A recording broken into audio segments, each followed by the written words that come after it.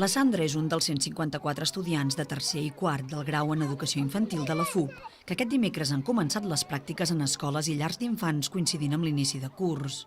Per ella també ha estat el seu primer dia a l'escola L'Espill de Manresa i ha fet la primera presa de contacte amb els nens i nenes. D'aquesta manera, els futurs mestres poden viure des de dins com és el període d'adaptació dels infants als primers dies d'escola. Les pràctiques és molt important dintre de la nostra carrera perquè poses a la pràctica tota la teoria que fem a l'aula, a classe, a la universitat. Llavors, poder tenir l'experiència de viure tot el que fan els nens a l'aula amb la mestra és molt important per nosaltres poder adquirir els coneixements, perquè si tu ho vius és millor que no que t'ho expliquin, per dir-ho d'alguna manera, a la classe.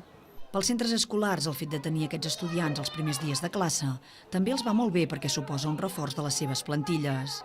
L'època d'adaptació també hi ha molta feina, diguem-ne, no? I és un moment molt important. Si entres amb bon peu, segur que acabaràs amb bon peu, no? I l'experiència que puguin agafar elles, sempre els dic que agafin lo bo i aparquin lo dolent, doncs els servirà de molt. I a nosaltres també ens serveix, perquè són unes mans més, uns ulls més, coses que es poden veure i es poden fer, que també són importants, no?